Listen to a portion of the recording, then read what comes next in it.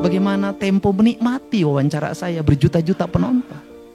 Meskipun saya menjadi Mulyono 2. Tapi bagi saya nggak apa-apa jadi Mulyono 2, Mulyono 3, Mulyono 4. Karena memang nama saya adalah Mulyadi.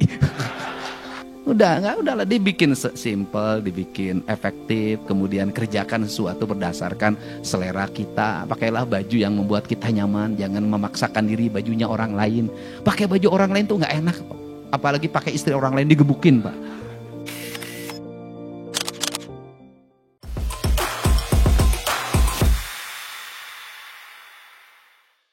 Banyak yang menyebut Deddy Mulyadi adalah Jokowi jilid 2. Maksudnya, gaya pendekatan Deddy ke rakyat dianggap mirip dengan Jokowi. Jadi dia dituding sering membuat kebijakan populis tanpa perencanaan yang matang.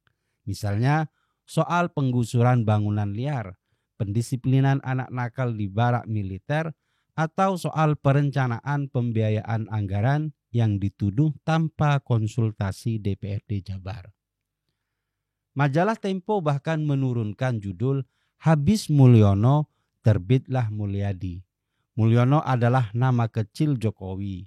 Jadi Tempo sedang memainkan framing bahwa Deddy Mulyadi adalah copy-paste seorang Mulyono, yaitu Jokowi. Deddy Mulyadi menjadi salah satu tokoh publik yang hari ini dianggap kontroversial dengan corak kepemimpinannya, tapi Deddy menganggap itu sebagai dinamika yang biasa. Kalau dia memakai pendekatan konvensional, maka banyak kebijakan yang jalan di tempat. Deddy memilih pendekatan yang lain agar persoalan bisa diselesaikan dengan cepat.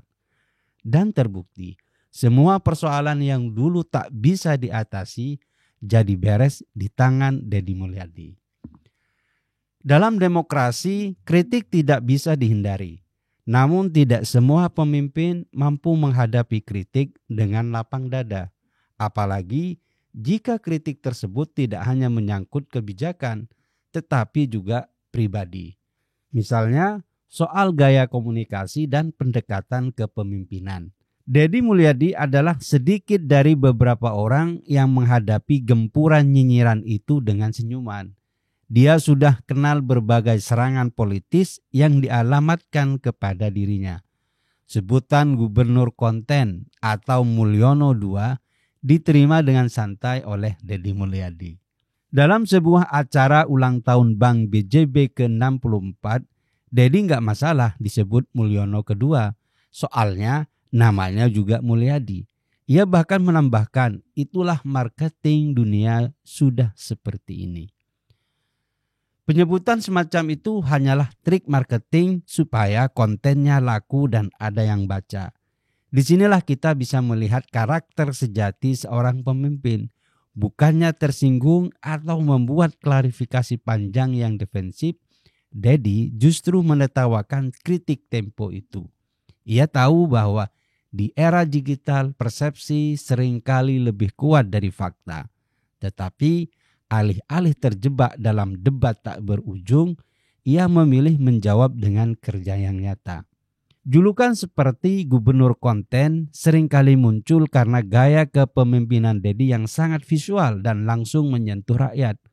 Banyak yang menyamakan gaya ini dengan populisme dalam arti yang negatif. Seolah Deddy hanya ingin mengejar popularitas, padahal sejatinya populisme bukanlah aib yang harus dihindari. Filsuf politik asal Argentina Ernesto Laclau justru memandang populisme sebagai elemen penting dalam proses demokrasi.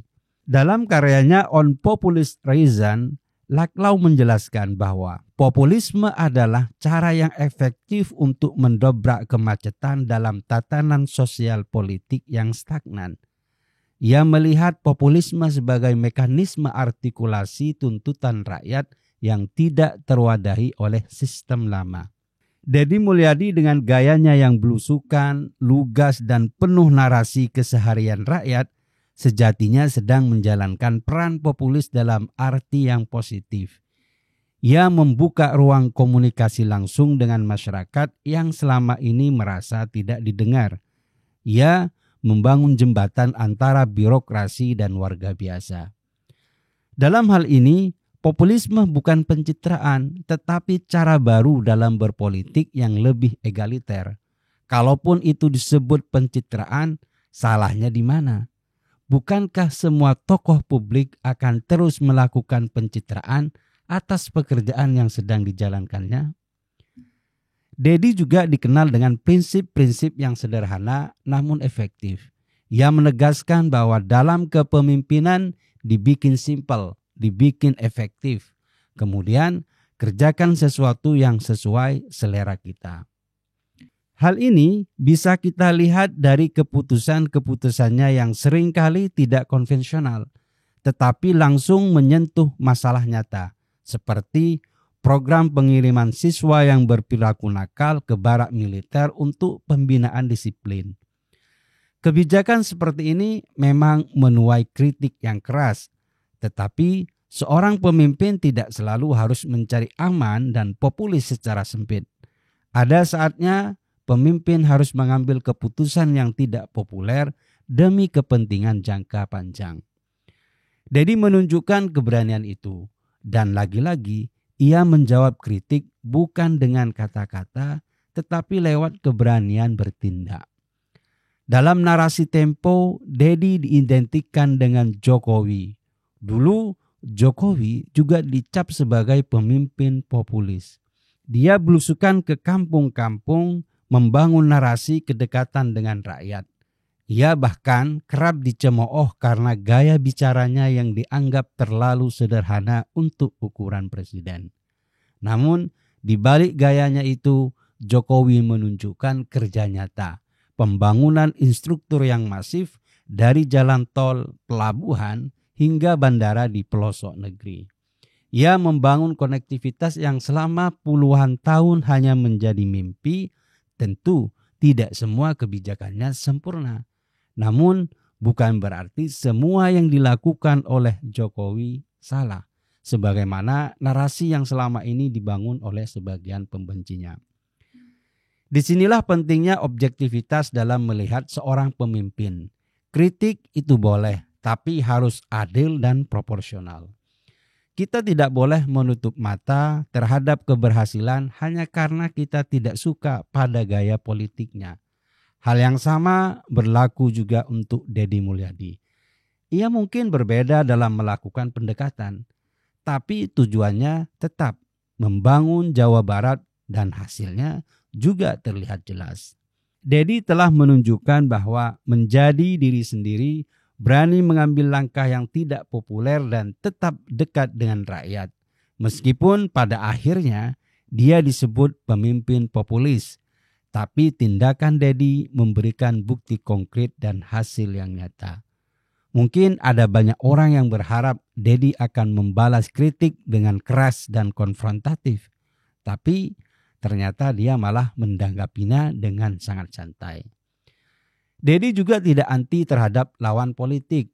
Ia tidak membangun narasi kebencian atau permusuhan.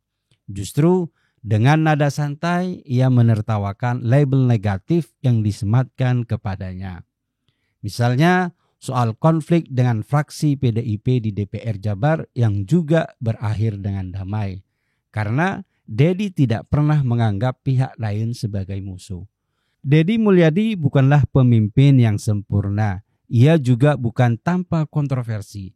Tapi ia adalah contoh bahwa pemimpin yang punya visi, berani bertindak dan tahan banting terhadap kritik.